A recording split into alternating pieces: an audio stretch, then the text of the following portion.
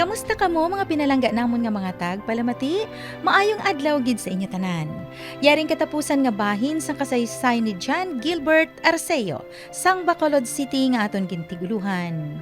From test to testimony, diri sa aton palatuntunan. Dubu-dubu! Ton, Nak. Sorry, but si daddy mo dito naghalin sa rehab sa Manila. Kung nga wala niya ako makita di sa balay. Subong lang kay ti nagapabulong si daddy.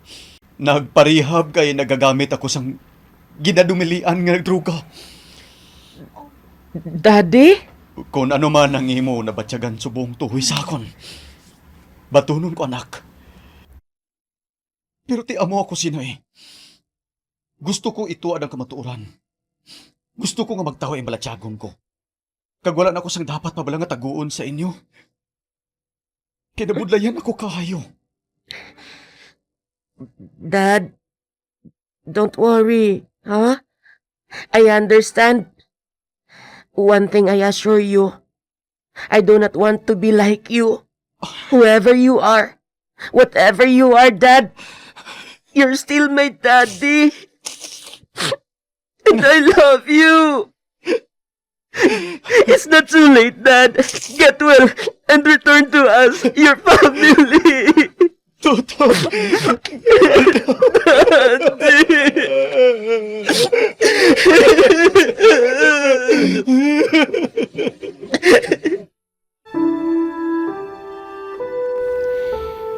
May seryoso kitang hambalan dyan? Ano pala yun ha? Nga ka seryoso sa imo? Mel,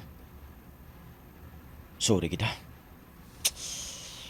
Nakarelasyon naman ko liwat sang isa naman ka babae.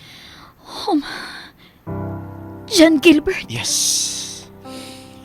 Hindi ba lang nga wala ko sa may ginatago sa imo? Ang tanan sa kabuhi ko, naibaluan mo. Gani this time. Wala sang rason agud nga magtago pa ako. Bata pang girl. May kwarta man sila. Kaga 14 anyos ang kamagulangan ko sa iya. Pang patay luya gid sa sakon.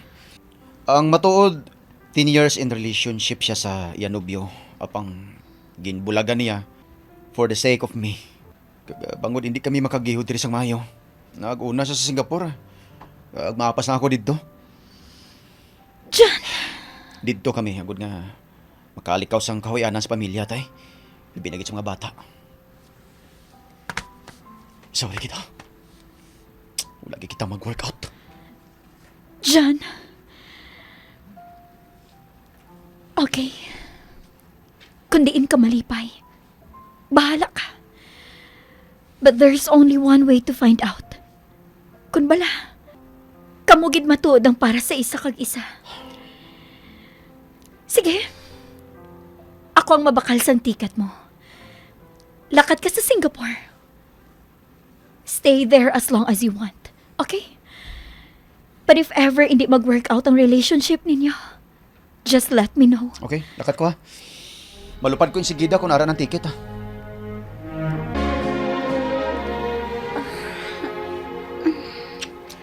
Bye, hon.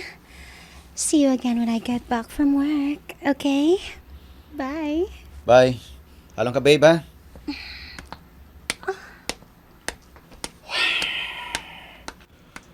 "40 days to be exact ng pag-upod namon diri nga duha. Sang girl lang ngayon eh. Apang nga mo sining napatsyakan ko man.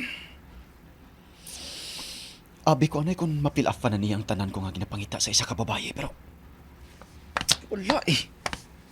Instead, grabe nga kapong ang napatsyakan ko sa sulod ko. May ginapangita gid ako eh. Kag ina. Among akon asawa kag ang duha ko ka mga bata.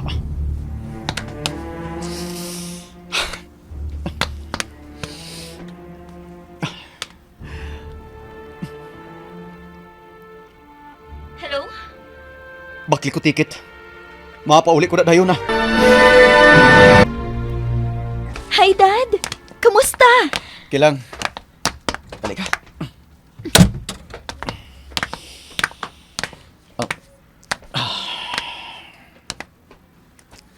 Wala mag-workout. Kamu gidya kali. Hindi ta ka mo mabaylo. Pwerte lalain ko mo. Di ko kadala. Subong ko na prove. Wala bisan sino man nga makabaylo diri sa kabuhi ko. Babae lang sila nga ginapangulintas ko. Kabalo kagi kung pila sila kabilo nga babae nga nag-agi sa kabuhi ko, pero ikaw lang kit isang para sa akon. Sorry, Mami. Ah, sorry. Okay, Dad. Balaan ko na yun na iya. Pero hindi pwede nga paasahon mo lang siya. Ginbayaan mo lang siya dito sa Singapore without leaving a single word for her. Pahibala siya. Maglisensya ka sa iya, formal. Sige. Buhaton ko na. Gusto ko mamati ka. Tawagan ko siya.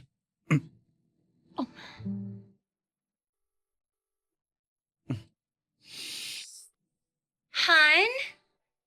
Where are you? I'm here now in the Philippines. Nagpauli ako kag hindi na ako magbalik bada sa imo tubtubsan, oh. What? But why? Palangga kong pamilya ko. Te, gets mo na? Ngita das ang lain nga, deserve mo. Basta last na lang ang balanay, ha? Bye. Okay na, sweetheart? Oh. So good, subong. Untat na tanan na. No drugs, no drinks, no smoke, no girls. Purely pangabuhi na lang atubangon ta. Bakal ta balay nga maayo, ah. Kag mga buhi tasang nagakaigo. Dad, simbata. Okay, ah. Sano? Buwas ka Sunday.